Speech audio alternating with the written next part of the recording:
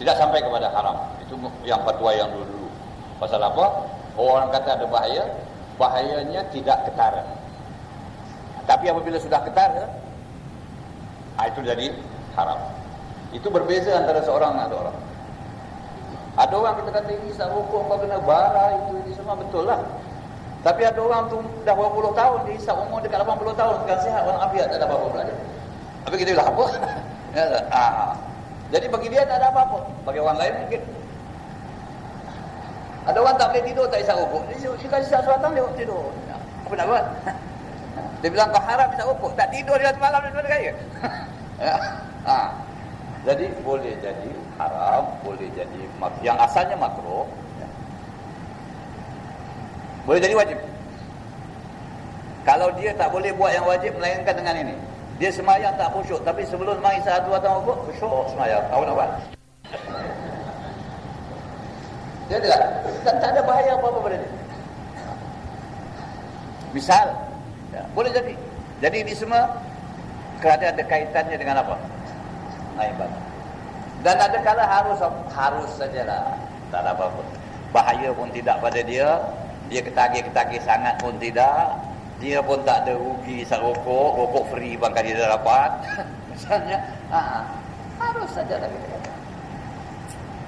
Jadi itu mesti dikaji dari banyak segi lah, ya, bukan dikaji dari satu segi saja. Tapi sekarang ini dibincangkan apa? Air pollution lah. Ini pasal udara. Kalau dah penuh dengan asap, itu satu perbincangan. Ya. Kemudian ikhlas. Arti ikhlas dari segi bahasanya ialah suci, bersih, murni. Ini sudah saya serangkan. Dan sebagainya yang menunjukkan tidak bercampur. Itu asal makna ikhlas. Dia kata ikhlas tak campur. Pure, bersih. Ikhlas. Maka ikhlas dalam i'tiqad tidak bercampur syirik. Ikhlas dalam ibadat tidak bercampur riak dan tidak bercampur bahagian keduniaan, malahan semata-mata keakhiratan. Itu baru ikhlas. Amalan campur riak tak ikhlas. Amalan akhirat ditujukan untuk cari faedah-faedah dunia, tak ada ikhlas. Ya adalah kaitkan dengan faedah dunia. Itu banyak kita boleh cakap lah dalam kawin kuda, saya sudah cakapkan. Keutamaan sifat ikhlas firman Allah Subhanahu wa taala, "Ma umiru illa liya'budullaha mukhlishina lahuddin." Artinya mereka tidak diperintahkan melainkan untuk menyembah kepada Allah hal keadaan mereka ikhlaskan agama karenanya. Ala lillahid dinul khalis. Artinya ketahuilah bagi Allah agama yang suci. Firman Allah Ta'ala lagi, "Faman kana yarju liqa'a rabbih falyamal 'amalan salihan wa la yusyrik bi'ibadati rabbih ahada." Barang siapa yang mengharapkan pertemuan Tuhannya, maka hendaklah dia beramal amalan yang saleh dan tidak menyekutukan dengan ibadah kepada Tuhannya sesuatu yang lain. Mengharapkan pertemuan Tuhan itu maknanya berharap di akhirat bertemu dengan Tuhan, mendapat keridhaan Tuhan, melihat kepada Tuhan. Itu yang dikatakan mengharap keridhaannya, itu mengharap pertemuannya. Ya. Bertemu mesti bertemu. Awak tak boleh lari, tapi bertemu dengan mendapat keridhaan, penerimaan Allah Subhanahu wa taala.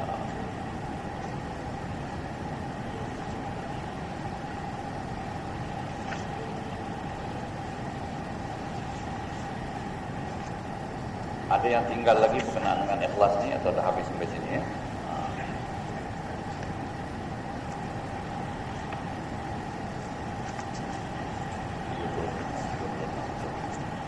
Kemudian as-sidq atau benar, ya. Saya kira ikhlas ni ada lagi. Tak apa. As-sidq atau benar. Arti as-sidq ialah benar, iaitu benar dalam perkataan, niat, azam dan tujuan, perbuatan dan amal keagamaan. Ini semua sudah diterangkan ya, benar dalam niat, benar dalam azam, benar dalam tujuan, benar dalam perbuatan dan amal keagamaan, semuanya akan diterangkan nanti. Keutamaan sifat as-sidq. Allah telah memuji orang-orang yang benar dalam beberapa firman-Nya, antaranya minal mu'minina rijalun sadaqu ma'ahadullah alaihi faminhum man qada nahbahu wa minhum man yantadhiru wa ma baddalu tabdila. Artinya antara orang yang beriman itu terdapat beberapa orang yang benar terhadap janji mereka kepada Allah. Maka ada di antara mereka yang telah menghembuskan nafasnya dan ada yang masih menunggu dan mereka tidak mengubah sedikit juga pun. Beginilah sifat mereka yang ikhlas yang telah berjuang bersama Nabi sallallahu alaihi wasallam. Ya, yakni orang yang berjuang fi sabilillah dengan ikhlas. Ya, ada yang mati, ada yang dapat hidup terus, ya. Ada mereka tetap dengan agama Allah. Ini juga ada kaitannya dengan apa cerita dalam perang Uhud yang kita katakan ada orang yang goyang imannya itu, ya. Firman Allah Subhanahu wa taala lagi, ya ayyuhalladzina amanu taqullaha wa kunu ma'as shadiqin. Artinya, wahai orang yang beriman, bertakwalah kamu kepada Allah dan beradalah bersama orang yang benar.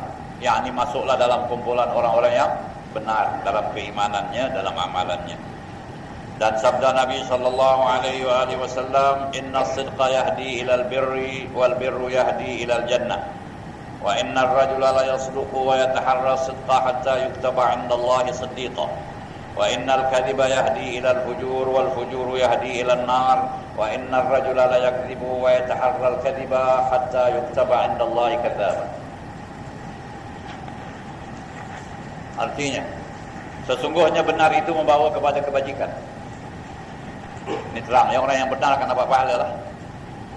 Dan kebajikan itu membawa kepada syurga. Ada orang suka bercakap benar dan mencari yang benar sehingga dia ditulis di sisi Allah sebagai orang yang benar. Kerana dia suka pada yang benar. Jadi Allah Ta'ala beri dia petunjuk sampai menjadi orang yang benar. Kalau Allah Ta'ala dah pilih jadi orang yang benar, alhamdulillah. Dia tidak akan lagi membuat sesuatu yang boleh merosakkan kebenaran itu, ya. Ini semua pilihan Allah berdasarkan apa yang dibuat oleh manusia. Dan dusta itu membawa kepada keburukan. Dan keburukan membawa kepada neraka. Dan orang yang suka berdusta dan mencari dusta sehingga dia ditulis di sisi Allah sebagai pendusta. Ada orang suka cakap bohong dan dia cakap semua bohong dan dia suka pada perkara-perkara bohong ni semua. Direka-rekanya yang bukan-bukan perkara itu dituliskan di sisi Allah Ta'ala sebagai orang berbohong. Bila ditulis oleh Allah Ta'ala sebagai orang berbohong, dia nak betul pun tak boleh lagi. Dah kena tulis di sisi Allah. Itu bahayanya. Yuktaba 'inda Allah kadzdzab. Bila Allah Ta'ala tulis ini orang berbohong, habislah. Orang yang kuat dalam kepercayaan kepada yang benar akan ditulis di sisi Allah sebagai as-siddiq. As-siddiq. Itu yang Nabi kata, ya, hatta yuktaba 'inda Allah siddiqa. Sehingga di sisi Allah dia ditulis sebagai orang yang siddiq, iaitu banyak membenarkan. Satu daripadanya orang yang di dalam sejarah kita umat Islam, Abu Bakar as-Siddiq radhiyallahu anhu.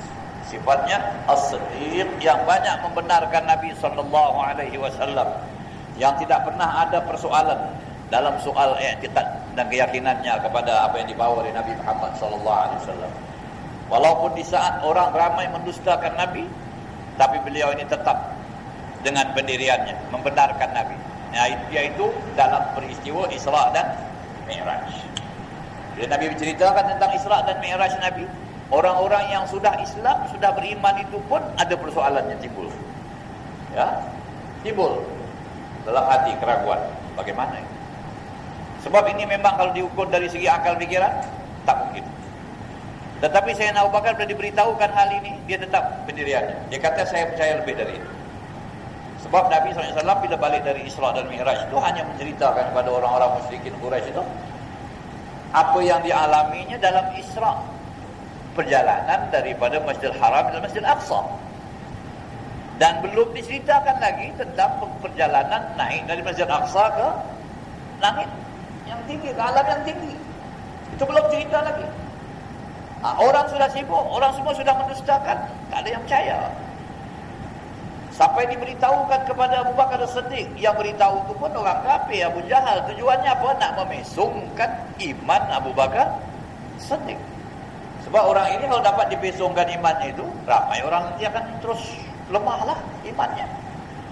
Tapi dia bila berjumpa dengan Sayyidina Abu Bakar, dia beritahu, kau punya kawan ini katanya malam tadi dia pergi Masjidil Aqsa, sekarang sudah balik, ada kat Kaabah ni, kau percaya ke tidak? Sayyidina Abu Bakar terus jawab, saya percaya lebih dari itu. Kalau dia bilang dia naik ke langit pun saya percaya. Padahal Nabi belum cakap naik ke langit. Begini percaya. Yakinnya. Dan keyakinan itu bukan keyakinan apa, begitu kosong saja. Ada dasar, ada ilmu pada dia. Dia kata ini orang, malaikat hari-hari turun jumpa dia. Malaikat Jibril turun naik, berjumpa dengan dia, bawa wahyu dari Allah. Kalau beliau ini nak pergi ke alam yang tinggi itu, tak ada masalah. Kalau nak berjalan ke tempat-tempat yang jauh pun dengan pertolongan malaikat, tak ada masalah. Sebab malaikatnya boleh terbang. Ada sayapnya. Dan dia bukan makhluk kecil, makhluk besar. Kalau agak-agak Nabi kata, aku inginlah nak tengok alam yang tinggi, boleh kau bawa aku? Anak ini di belakang, aku bawa kau terbang. Bukan susah sangat. Itu dia punya argument dia dalam cakapannya. Itu sebab saya nak bakar kata aku percaya lebih dari itu. Kalau dia bilang dia naik ke langit pun, aku percaya. Itu. Oleh sebab itu digelar dia itu as-siddiq, yang membenarkan dalam keadaan orang goyang, dia tetap pendirian.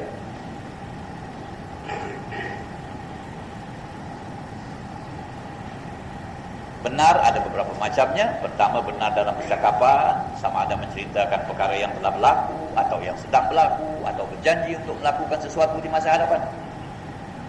Dia cerita masa cerita lalu-lalu bercerita, semua betul, dia tak cakap bohong. Cerita yang dia nampak sekarang ni baru ni berlaku, dia betul juga. Ya. Dia berjanji aku akan buat ini, buat itu, semua dia benar. Ini benar dalam percakapan, ya. Kedua, benar pada niatnya. Ini apa yang dicakapkan dengan lisan, begitulah yang ada dalam hati. Tidak seperti orang munafik, lain di mulut, lain di hati. Ini benar dalam niat. Ketiga, benar pada keazaman, yakni berusaha untuk mencapai cita-cita dalam perkara yang diridai Allah Subhanahu wa taala. Contohnya apa yang diceritakan Anas bin Malik, bahawa bapa saudaranya yang bernama Anas bin Nadhr, ini sudah saya ceritakan, merasa amat kesal kerana tidak dapat ikut sama dalam perang Badar.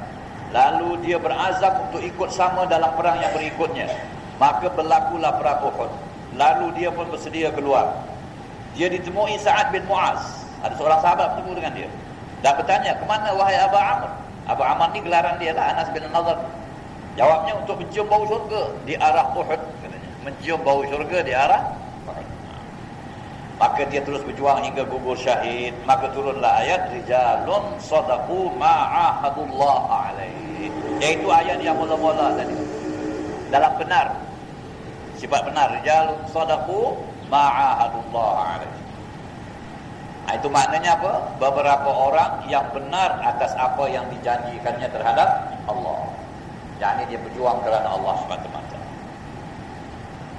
Sebaliknya, mereka yang tidak setia telah disifatkan Allah dengan firman-Nya, "Wa minhum man 'ahadallaha la in atana min fadlihi lanasaddaqanna wa lanakunanna minas salihin. Falamma atahum min fadlihi bakhilu bihi wa tawallaw wa hum mu'ridun. Fa'aqabahum nifaqan fi qulubihim ila yawmi yalqawnahu bima akhlafu Allah ma wa'aduhu wa bima kanu yakdzibun." Ada di antara mereka ada yang telah berjanji kepada Allah. Minhum man 'ahadallah wa minhum man 'ahadallah. Di antara mereka ada yang berjanji kepada Allah, sekiranya kami diberi kurniaan, yakni diberi rezeki, pasti kami bersedekah dan pasti kami jadi orang yang saleh. Ini ceritanya pada apa ceritanya? Seorang sahabat yang datang jumpa Nabi. Dia memang orang miskin lah. Itu dia datang jumpa Nabi. Nabi tanya kepada dia, "Kaifa haluka? Apa khabar kau?" Dia kata, "Hali kama ra'aitani." Saya ni macam tuan tengoklah. Tuan sendiri boleh tahulah saya senang ke susah ke. Inilah katanya jawapan orang yang tak syukur. Jawapan orang yang tak syukur. Ada juga orang macam ni, kita tanya apa khabar. Apalah, dia bilang nasib selalu tak baik. Ini tak sukses, itu tak sukses. Ya, itu cakap. Komplain, cakap komplain. Kalau orang Islam tu dia tak kira lah apa yang berlaku, dia tanya apa khabar, baik. Ya tak? Orang sakit kat hospital tanya apa khabar, baik. Itu orang yang beriman, dia tak pengaruh. Walaupun kita nampaklah dia sakit, tapi cakap biar baik. Jadi ini dia kata, "Ya Rasulullah, kau tengok aku ni macam inilah." Langsung dia minta pada Rasulullah, "Doakan saya, biar saya jadi kaya. Kalau saya jadi kaya, saya nak beri pada fakir miskin, nak menolong orang, nak membantu orang." Itu dia janji kepada Allah. Ahadallah, berjanji kepada Allah. Tapi tak setia lah. Pasti kami jadi orang yang saleh, pasti kami bersedekah, dan sedekah, pasti kami bersedekah, dan pasti kami jadi orang yang saleh. Maka apabila Allah mengurniakan mereka sebahagian daripada limpah kurnianya, mereka pun bakhil dengannya dan beredar dalam keadaan berpaling. Maknanya tak mau lagi jumpa Rasulullah, tak datang lagi ke masjid pasal sudah sibuk dengan kekayaan dan tak ada ingin lagi nak buat kebajikan. Malahan dia kata ini yang Nabi minta ini hanya sebagai cukai saja, ini tak ada apa-apa yang patut kami berikan, yang mesti kami berikan. Jadi dia tak syukur lah. Ya. Maka mereka pun diikutkan Allah dengan sifat nifaq. Allah Ta'ala beri mereka sifat munafik hingga hari mereka menemuinya, yakni mati dalam keadaan munafik. Na'udzubillah. Kerana mereka mungkir janji terhadap Allah dan kerana mereka berdusta. Ya. Ini dusta ataupun apa kita kata tidak setia dalam niat. Ya, dalam niat. Yang keempat, benar dalam beramal zahir dan batin, agar batinnya sesuai dengan zahir. Ya. Kita berdoa kepada Allah. Ya Allah, jadikanlah zahir dan batinku bersih. Minta, ya, zahir bersih, batin pun bersih. Zahir baik, batin pun baik. Umpama kalau dia berdiri bersalat dalam keadaan khusyuk, ya, hendaklah hatinya juga khusyuk. Jangan melayang mengingat dunia. Kalau anggotanya khusyuk, hatinya biar khusyuk. Sebab kalau hati khusyuk, anggota boleh khusyuk. Tapi belum tentu anggota khusyuk, hati khusyuk. Anggota khusyuk ni maknanya apa? Dia sembahyang betul-betul, berdiri, tak ada gerak apa-apa.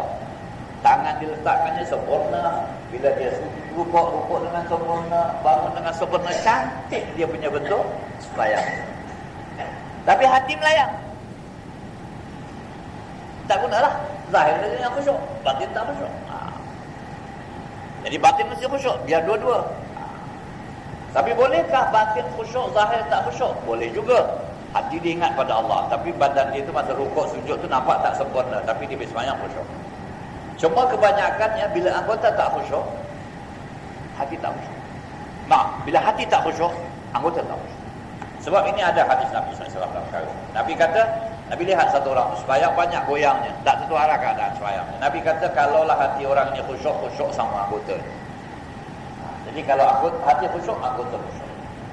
Khusyuk tu maknanya apa? Tetaplah tidak keadaan tu tak zuhara, misalnya banyak goyang, banyak itu, banyak ini. Hati melayang lah. Bila hati melayang tak khusyuk. Ini sebagaimana biasa lah. Kita kalau masuk dalam sembahyang, perkara yang kita tak ingat di luar sembahyang, dalam sembahyang kita ingat. Ya tak? Perkara yang bukan-bukan. Dalam masa yang singkat tu, ribu-ribu perkara kita ingat. Sekejap tu, macam-macam datang, ini, itu. Itu kita kena tolak istighfar banyak-banyak pada Allah dalam hati. Kelima, benar dalam menjalani hidup kerohanian dengan mentahqiqkan makam-makam yang tinggi dalam agama, iaitu takut, harap, redha, tawakal, cinta dan sebagainya. Ini semua sifat-sifat tasawuf, ya, yang perlu ada pada kita. Semuanya ini bagi mereka yang tinggi darjat dan amat sedikit sekali orang-orang, ya. Ini sifat-sifat tasawuf, ini sifat mahmudah, ya, seperti takut, harap, redha, tawakal, cinta dan sebagainya ini. Kita gunakan sebagai obat. Kita gunakan sebagai obat bagi diri kita. Kalau ada sifat-sifat kita yang berani melanggar perintah Allah, ya, kita tidak mempersoalkan sangat tentang dosa dan pahala, kita perlu timbulkan perasaan takut kepada Allah. Itu yang diistilahkan oleh mereka, makanlah pil takut. Takut bukan apa, takut kepada Allah. Jadi makan pil takut tak beringat azab Allah. Kalau mati tidak bertobat dalam maksiat, apa jadi? Timbulkan perasaan. Itu orang yang selalu dikatakan muhasabah diri dia. Muhasabah, ya, dia mengira-gira diri dia. Kalau dia begitu juga kalau dia sangat haram, ya, sangat haram, maknanya dia harap rahmat Allah Taala tapi dia buat maksiat. Begitu juga kita kasih dia sifat takut ini mesti diadakan, ditimbulkan. Tapi kalau dia terlalu takut pula, terlalu takut, beri dia pil harap ni tadi supaya dia timbul harapan. Jangan kita kata dia putus asa pula nanti. Sebab kalau terlalu takut, putus asa, macam mana tu? Dia mengenangkan dosa-dosa dia yang begitu banyak, yang begitu besar, sampai dia rasakan Tuhan tak akan ampunkan dia nampak. Dia rasa begitu, sudah putus asa. Orang Muslim tak boleh putus asa. Ridha. Dia selalu mengeluh, saya begitu, saya begini. Ridhalah dengan apa pemberian Allah Subhanahu wa taala. Kalau awak rasa awak miskin, ada orang lebih miskin dari awak. Awak susah, ada orang lebih susah dari awak. Tapi manusia rasa dia lah yang paling susah. Kalau susah, ada lagi orang lebih susah. Jadi kita kena ridha, ya. Tawakal. Kalau tidak tetap pendirian, ya, nak buat amal tu, ya, takut-takut, nak buat kerja takut-takut, tawakal pada Allah. Atau syukur gantungkan harapan pada yang bukan-bukan. Ingat, tak ada siapa yang berkuasa melainkan Allah. Baik dan buruk datang daripada Allah. Itu semua sifat-sifat ini mesti ada pada kita. Dan cinta kepada Allah, cinta pada dicintai oleh Allah, di semua bahagian tasawuf. Bila kita sudah mengkaji ini, kita sebenarnya sudah mengkaji ini sifat-sifatnya, sudah lepas kita bincangkan. Inilah obat-obat bagi ilmu tasawuf. Selesailah apa yang kita nak baca pada pagi ini, ya.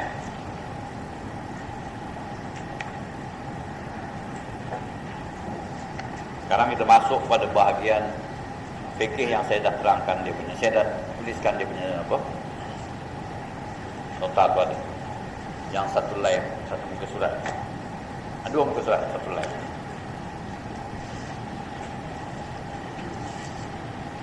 Al-wakalah. Ya, atau perwakilan. Ini kita sambungkan dengan apa? Pelajaran fikih kita yang ada dulu, penghabisan sekali saya tengok dalam nota saya bab syarikat. Ya, berkongsi. Ya, ini bab al-wakalah, perwakilan. Arti al-wakalah atau perwakilan ialah penyerahan kuasa. Satu perkara yang saya boleh buat, saya minta awak buat, saya serahkan. Jadi awak wakil saya, atas nama saya lah. Saya serahkan kuasa kepada awak, awak jalankan. Itu asal makna wakalah, itu perwakilannya. Dari segi bahasa. Pada istilahnya, ialah penyerahan kuasa oleh seseorang yang layak membuat sesuatu urusan dengan sendirinya, itunya di situ, ya, daripada urusan yang boleh diganti kepada orang lain untuk menguruskannya. Jadi ini saya nak terangkan, ini dinamakan dalam istilah fikih ta'rif, ya, definisi. Jadi dengan ta'rif ini kita faham apa maksud perwakilan itu. Jadi di sini dikatakan penyerahan kuasa oleh seorang yang layak membuat satu urusan. Misalnya, saya beri contoh yang senang sekali. Seorang itu wali bagi anak perempuannya. Ya. Kalau anak perempuan itu nak nikah, si bapa jadi wali. Dan si bapa ni boleh menyerahkan wali itu kepada orang lain, wakil. Dia wakil pada orang. Saya wakilkan Tuan Qadhi untuk menikahkan anak saya dengan sebulan. Qadhi pun saya kata saya terima perwakilan. Kemudian masa nikah nanti Qadhi akan kata, aku nikahkan kau dengan fulan binti fulan yang telah berwakil walinya kepadaku. Yang telah berwakil walinya kepadaku. Tapi ada ulama mengatakan kalau dia tidak cakap begitu pun tak apa. Kalau dia dah ada perwakilan, tak payah nak kasih tahu orang lain, ya. Atau dikasih tahu dengan pulaan saja. Di sini yang kita nak katakan di sini, orang yang punya diri layak membuatnya. Maknanya si bapa itu sendiri kalau nak walikan boleh, tapi dia tak ada, dia nak wakil orang lain. Kenapa wakil orang lain? Barangkali kerana dia gamam, ya, tak pandai nak nikah-nikahkan, atau dia nak ambil berkat orang alim dan sebagainya, diserahkan biar tuan layak menikahkan, berkat, boleh, biasa orang buat. Tapi dia sendiri layak. Ini dia. Kalau dia tak layak, dia tak boleh wakil. Dia punya wakil tak pakai. Itu banyak orang tak faham. Ya. Walinya tak cukup syarat. Langsung dia kata, saya wakilkan tuan. Tak pakai. Pasal awak sendiri tak boleh buat ni. Awak tak ada kuasa. Pasal apa saya tak ada kuasa? Awak tak cukup syarat. Jadi kalau awak tak cukup syarat, awak nak wakil pada orang lain pun tak boleh. Tak boleh. Itu salah. Ya. Yang wakil ni yang cukup syarat. Yang dia ada authority. Ini dia sendiri tak ada authority, macam mana wakil orang lain? Katalah bapa tak semayang. Kata dia jumpa tuan khatib, saya wakilkan tuan khatib menikahkan anak saya. Dia perwakilan tak sah. Habis macam ni sekarang nak nikah ni. Di sana ada satu bab. Kalau wali ni tak boleh, wali lagi satu. Itu by law dia, undang-undang dia. Bukan dia pergi serah orang lain. Dia sendiri tak layak, gugur anak dia. Pindah pada orang lain. Orang lain pun tak layak, pindah pada orang lain. Ada 10 orang wali. 1, 2, 3, 4, 5, 6, 7, 8, 9, 10. Tak layak, wali hakim. Wali hakim. Jadi kalau awak tak layak, awak tak boleh wakil. Hak awak tu bukan hak awak lagi. Orang yang boleh wakil, orang yang layak ngurus. Ini barang saya punya. Saya boleh wakil. Awak kasihkan saya pula. Awak jualkan barang, boleh. Tapi kalau barang ni bukan saya punya, tak saya bilang, awak jualkan ni barang. Bukan saya punya, apa ni? Awak apa ada kena mana? Ni barang orang, hak orang. Ya, tak boleh. Itu contoh. Jadi ada orang ambil senang saja. Awak wakil sajalah katanya. Ya, awak nak wakil, awak layak ke tidak? Kalau awak sendiri tak layak buat, awak nak wakil pada orang lain, macam mana kata? Jadi awak mesti layak. Ya, itu satu syarat. Oleh sebab itu, si wakil tak boleh wakilkan orang lain. Dia dah wakil orang, dia pula nak wakilkan orang lain, tak boleh. Kecuali balik pada orang yang pertama. Diizin wakil kan tidak?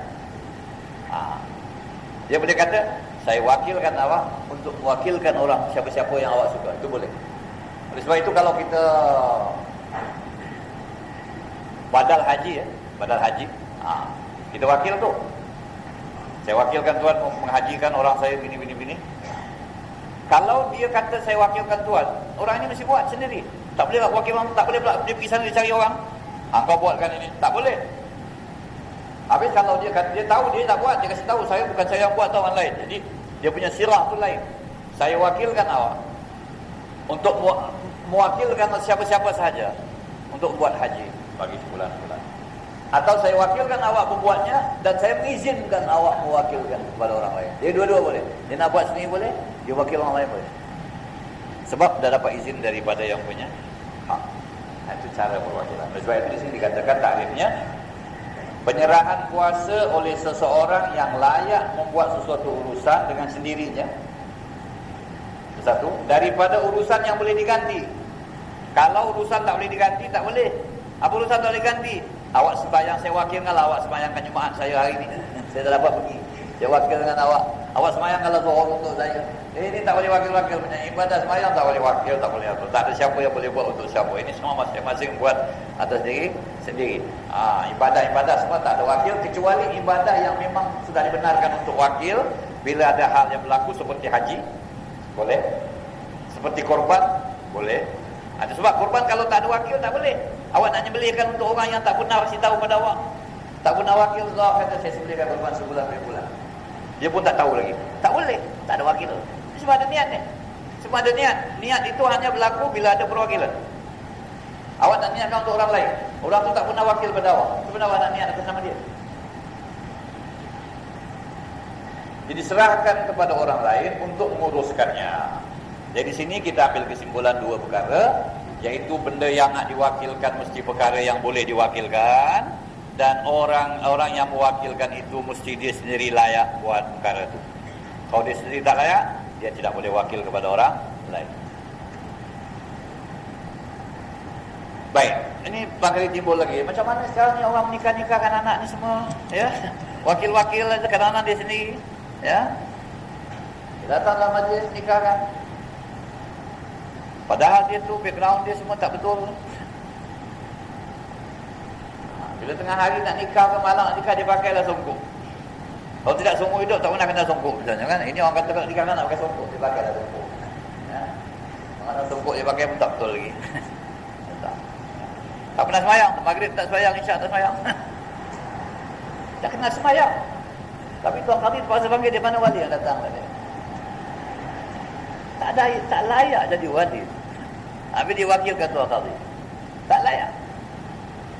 Tapi kita kata ini orang buat sekarang ni darurat lah. Sebab itu masa nak nikah tu ada istighfar, ya. Astaghfirullahalazim. Astaghfirullahalazim. Ya, tadi kata suruh mengucaplah 2 kalimat syahadat, minta ampunlah pada Allah Taala, istighfarlah, mengucap 2 kalimat syahadat tu perlu juga. Kadang-kadang dia itulah yang tak sembahyang ni ada orang hukum kafir. Macam Nabi nak nikahkan, masuk Islam balik lah. Okey, mengucap 2 kalimat syahadat. Ataupun dia menganut agama yang bukan apa semua gitu ni, fahaman yang salah, dia takut semua kita tak tahu ni batil kan. Oleh sebab itu sangat baik asyhadu an la ilaha illallah wa asyhadu anna muhammadar rasulullah. Daruratlah. Ya. Ini kerana nak mengesahkan akad saja. Dia nikahkan. Jadi kita kata walinya pun darurat, saksi pun darurat juga. Menjadi saksi pun kadang-kadang tak betul penyaksian. Orangnya tak betul lah penyaksian dia dengar saja tak ada apa-apa. Tapi orangnya tak cukup syarat. Jadi kerana darurat semuanya, ya. Membuat akad al-wakalah adalah harus dengan nas al-Quran, as-sunnah dan al-ijma'. Dalam Al-Quran ada contoh membuat perwakilan. Umpamanya ahli kahf yang tinggal dalam gua itu telah mewakilkan salah seorang daripada mereka untuk keluar membeli makanan dengan wang perak. Di sinilah ulama mengambil. Sebab ulama selalu mencari apa dasar dalam Quran. Ada tak ayat-ayat yang berupa mewakilkan dapat cerita ini.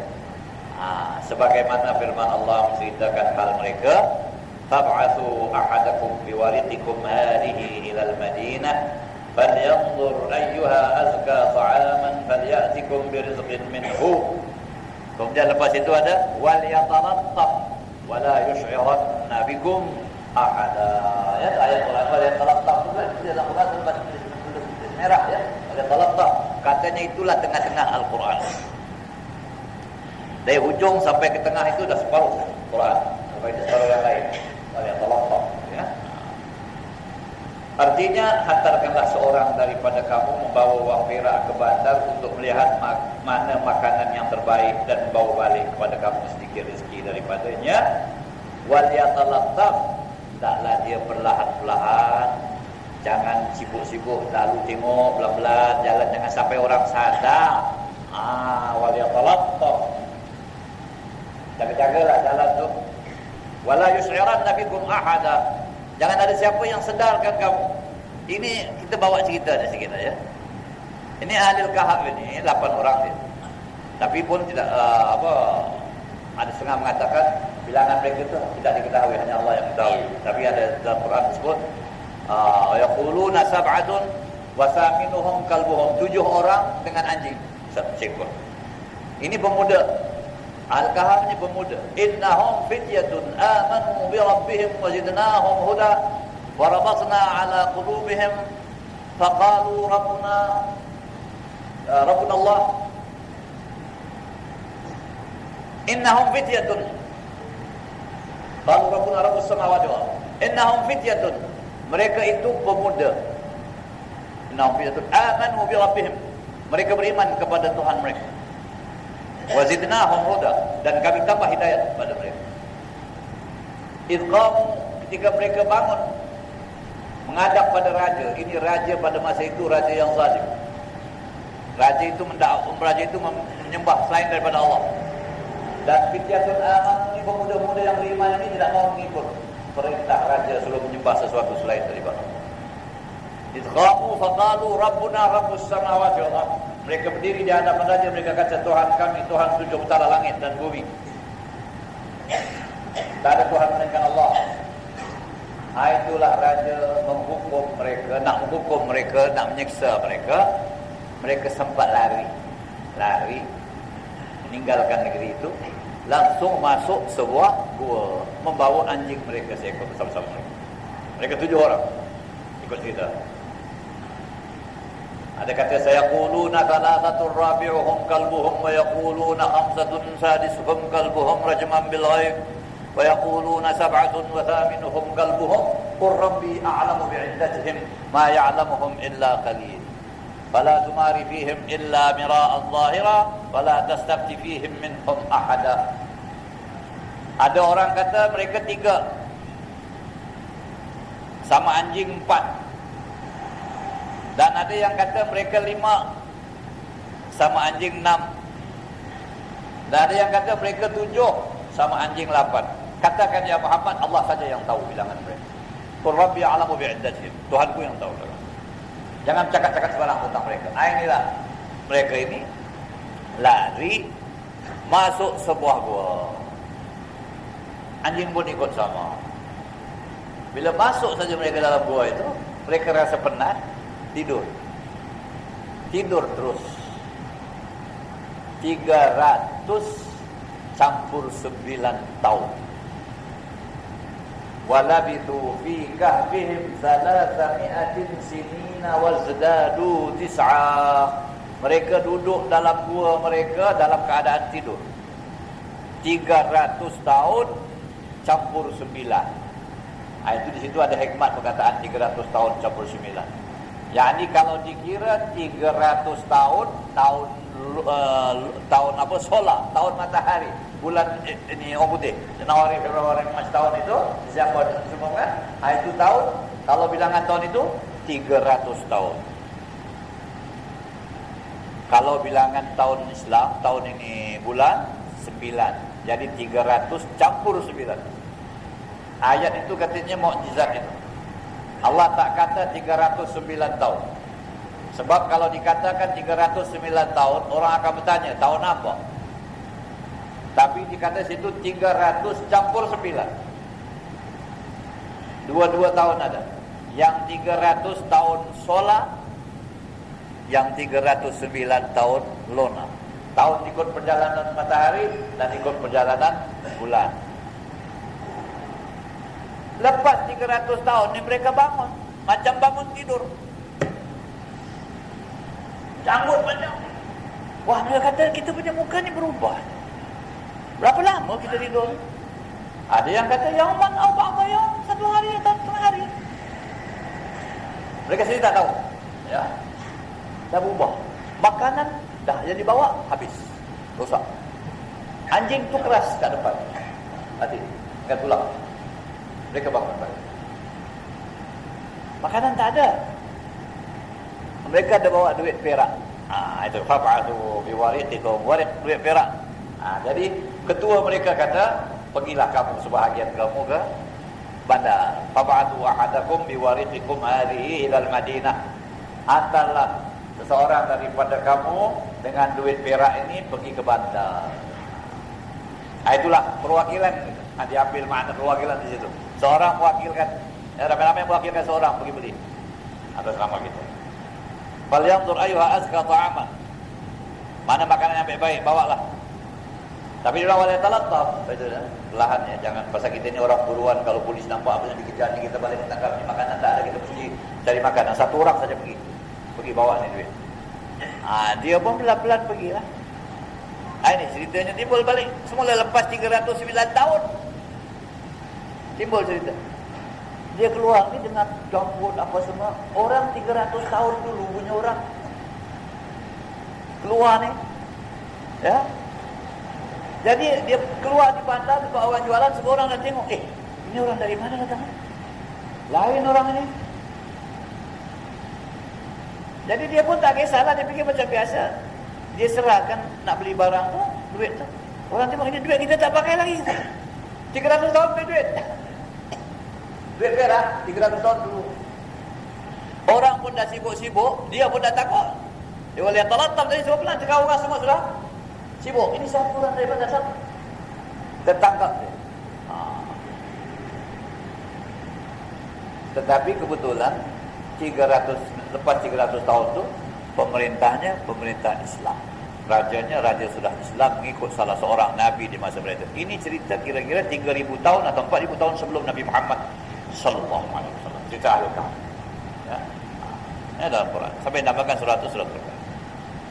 Rajanya raja Islam, raja yang baik, ditanyakan apa hal. Jadi dia cerita. Ya. Yang sebenarnya kami ini rasa baru saja kami ini cerita raja bini-bini dulu memaksa kami untuk jadi orang. Mereka kata ini 300 tahun dulu raja ni kata ini datuk nenek saya dulu yang kafir bini. Saya kami sudah Islam sekarang ni. Di mana kamu sekarang? Di sini. Datang raja ini semua datang.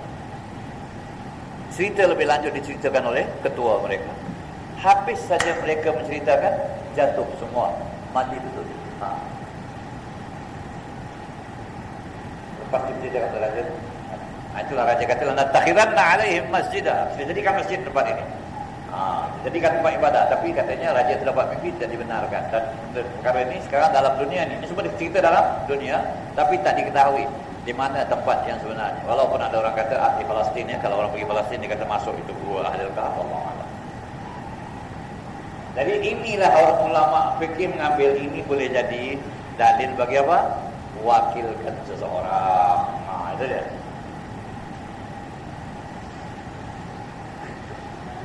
Ini perwakilan dalam membeli barang ni ya.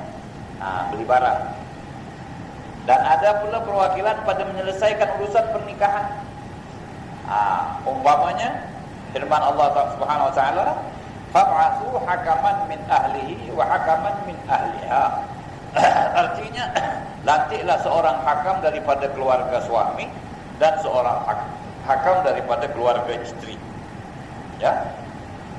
Jadi maknanya di sini, kalau kita ada menghadapi masalah pertelingkahan suami isteri, ya, mula-mula dinasihati pada isteri supaya taat, dinasihatikan suami juga supaya melakukan kewajiban dan sebagainya. Kalau mereka bertelingkah juga, ada satu cara melantik hakam. Hakam ni bukan hakim. Hakam orang tengah, penyelesai. Jadi kalau mereka itu kata Allah Ta'ala tak berbaik-baik, tapi susah jalannya nak berbaik, bolehlah dilantikkan hakam, seorang daripada keluarga suami dan seorang daripada keluarga isteri. Ini hakam akan berunding. Jadi hakam ni ibarat wakil. Hakam pihak suami, wakil suami. Hakam pihak isteri, wakil isteri. Jadi keputusan mereka ini dipakai nanti oleh hakim, muktamad. Jadi mereka mewakilkan orang lain dalam urusan mereka. Dan hakam ni boleh memutuskan. Dua hakam berbincanglah, berbahas. Mana yang lebih baik? Kalau dua-dua kata lebih baik kita pisahkan sajalah mereka ini, bercerailah mereka. Boleh. Cerai. Jadi mereka boleh merekomenkan pada hakim cerai, atau mereka memutuskan mereka jadi cerai dan hakim jatuhkan saja hukum atas keputusan hakam. Ini ada dibuat sekarang ni. Ya. Dan hakam ini boleh dilantik oleh hakim dan boleh dilantik oleh pihak suami dan isteri. Kalau dilantik oleh hakim, keputusannya itu kena rujuk kepada pihak suami dan pihak isteri. Kalau dilantik oleh mereka sendiri, tak payah rujuk sebab mereka sudah meyakinkan dan mempercayakan. Jadi keputusan mereka itu muktamad, tak payah rujuk lagi kepada bahagian suami atau isteri. Jadi ini juga satu perwakilannya. Dan dalam riwayat ada juga as-sunnah dalam perwakilan ini, iaitu hadis Nabi SAW. Adapun daripada as-sunnah, umpamanya perwakilan pada jual beli. Seperti yang diriwayatkan Urwah ibn al-Ja'ad, katanya Rasulullah SAW memberi saya 1 dinar untuk saya belikan baginya seekor kambing untuk kurban. Lalu saya belikan 2 ekor kambing. Dengan 1 dinar dapat 2 ekor kambing. Bukan 1 ekor, 2 ekor kambing. Jadi pandailah wakilnya ya. 2 ekor kambing. Saya jual yang seekor 1 dinar. Dan saya bawa balik uang 1 dinar dengan seekor kambing. Jadi Nabi kasih 1 dinar untuk beli seekor kambing. Akhirnya duit dinar tu balik pada Nabi, dapat pula seekor kambing. Nabi tanya, macam kau buat ini? Dia kata, saya beli dapat 2 ekor. Ada orang tuan tak seekor, ada orang nak beli seekor, saya jual. Jadi kambing seekor pun dapat, duit dinar dapat. Seekor 1 dinar dia jual. Dia beli 1 dinar 2 ekor, dia jual 1 dinar 1 ekor. Berapa persen untung? 100%. Ya tak? Boleh tak kita berniaga untung 100%? Boleh. Boleh. Tak ada masalah apa-apa, tak ada.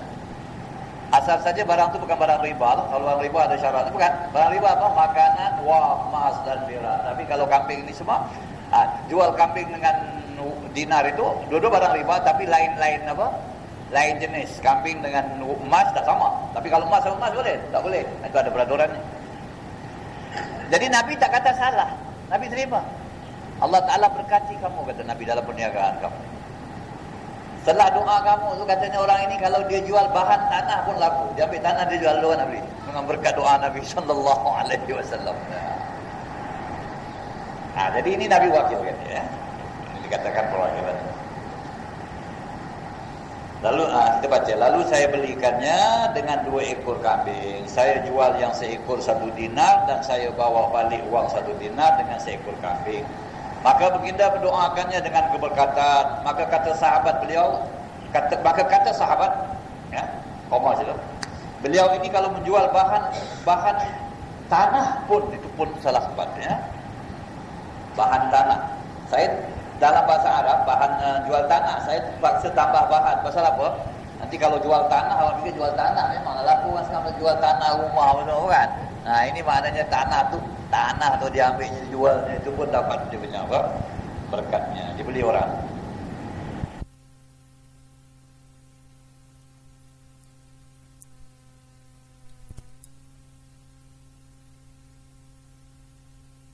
Dalam banyak bicara, dalam banyak hal, ya. Sekarang ini perniagaan besar, commission agent ini, ya. Ya tak? Commission agent ini perwakilan. Dia wakil daripada pihak-pihak untuk menjalankan perniagaan, ya. Dalam banyak perkara. Kerana ada orang yang tidak biasa melaksanakan sesuatu muamalah atau tidak dapat melakukan, ada yang tak biasa, tak tahu berniaga. Sekarang awak ini share, sibuk orang berniaga share. Tak semua orang tahu main share, banyak kita tak tahu main share ni. Saya tengok dia punya indeks semua saya tak faham lagi. Ya, nak kena belajar betul baru kita tahu. Orang yang faham dia tengok ini naik ini turun, kita nak kena. Ya, kita tak tahu. Kita boleh berniaga, wakil. Ini dia orang lantik broker-broker ni bukan jadi wakil dia. Dia jalankan. Dia telefon saja kita nak jual ke tidak, ini jam bagus jual, nak jual lah kata kita. Baru dia ada wakil boleh jual. Dia ada persen. Atau dia kasih tahu kita nak beli ke tidak, ini bagus beli. Kita kata belilah, itu perwakilan. Boleh tak ada apa-apa. Itu wakil kan dia. Jadi wakil gitu. Atau dia boleh, dia tahu tapi dia tak ada masa. Atau tidak dapat melakukannya kerana kesuntukan masa. Dia boleh berniaga, dia tahu berniaga, tapi dia ada kerja lain pula lagi yang lebih penting dia rasa. Dia wakil ke orang lain, kau berniagakan. Atau berjauhan tempat, maka bolehlah dia mewakilkannya kepada orang lain. Ada satu urusan perniagaan di negeri lain, dia tak boleh pergi, dia wakil sajalah, saya wakil, saya ada sana. Jadi wakil ini apa? Mengurus rukun-rukun al-wakalah. Ada 4 perkara, insyaAllah kita bincangkan lain masa, ya. Seperti di sini.